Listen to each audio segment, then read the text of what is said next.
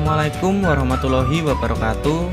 Halo semuanya, perkenalkan nama saya Marlon Rangga Hargani dengan NIM 60011 dari program studi D3 Hubungan Masyarakat Universitas Diponegoro PSTKU Kampus Batang.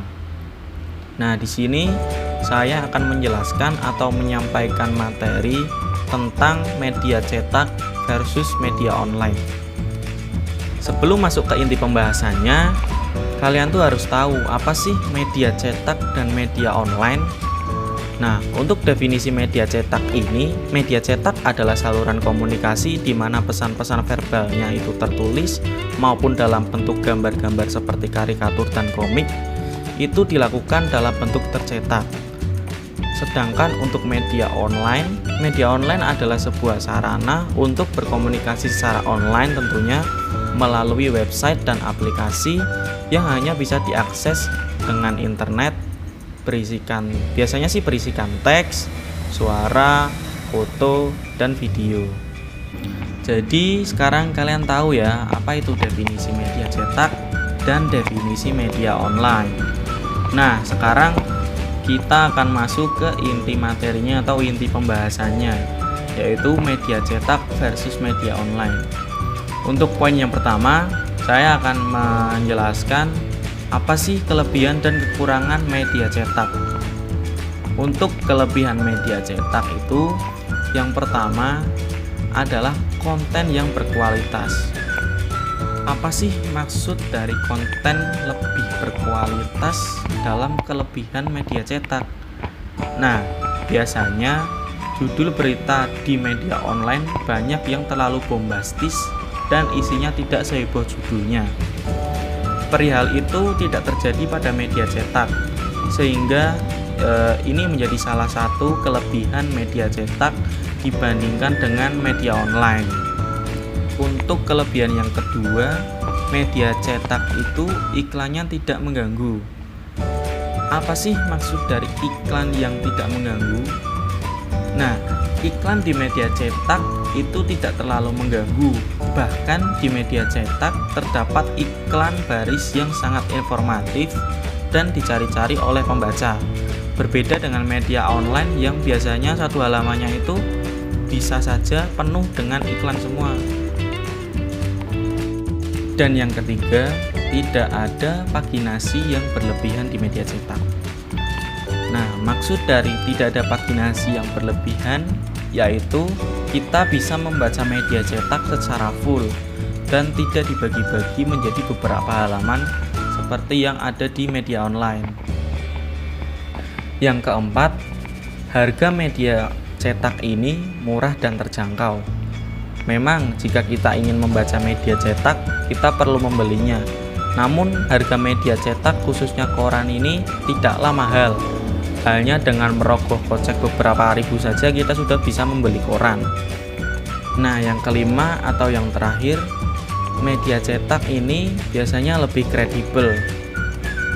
Di masa sekarang, berita bisa dengan mudah diproduksi secara online oleh siapapun.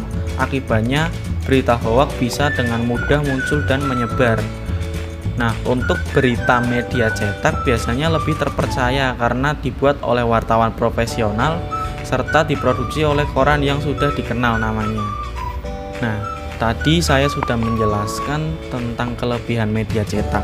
Sekarang kita beralih ke kekurangan media cetak atau kelemahan media cetak. Yang pertama, konten media cetak itu tidak interaktif. Tidak ada kolom komentar bagi para pembacanya. Lain halnya dengan media online. Media online biasanya menyediakan kolom komentar agar pembacanya bisa memberikan tanggapan untuk berita yang mereka baca. Yang kedua, tidak ada konten video dan audio. Di konten media cetak ini hanya berupa gambar dan tulisan saja, sedangkan media online bisa berupa gambar, tulisan, audio, dan video. Yang ketiga, yaitu tidak bisa real time. Berita yang didistribusikan lewat media cetak tidak bisa secara langsung disampaikan. Hal itu karena berita media cetak harus dicetak terlebih dahulu lalu didistribusikan secara manual. Yang keempat, biaya produksinya lebih mahal. Biaya produksi berita lewat media cetak lebih mahal karena harus menggunakan kertas, tinta, serta didistribusikan secara manual. Yang kelima atau yang terakhir, kelemahan media cetak ini adalah menyisakan sampah. Berita media cetak itu menggunakan kertas sebagai medianya, padahal berita itu diproduksi setiap hari. Bahkan ada koran yang terbit beberapa edisi dalam sehari. Hal itu menyisakan sampah kertas yang cukup banyak. Selanjutnya, kita akan lanjut ke poin yang kedua, yaitu tentang kelebihan dan kelemahan media online. Yang pertama, saya akan menjelaskan terlebih dahulu tentang kelebihan media online. Apa sih kelebihan-kelebihan media online itu? Yang pertama adalah para pengguna media online bisa saling berinteraksi. Yang kedua, cara kerja penyebaran informasi sungguh-sungguh cepat. Yang ketiga, bentuk konten yang disajikan sangat bermacam-macam, yaitu teks, foto, audio, dan video. Yang keempat, bisa diakses dengan gampang dari mana saja dan kapan saja, serta penggunaannya praktis dan fleksibel. Dan yang kelima atau yang terakhir, informasi atau data yang lampau bisa dibuka kembali dengan mudah sewaktu-waktu. Setelah kelebihan media online tadi, tentunya kita akan lanjut ke kekurangan media online-nya. Kekurangan media online itu yang pertama adalah informasi yang dimuat tak selalu akurat dan kurang komplit, sebab lebih mengutamakan aktualisasi.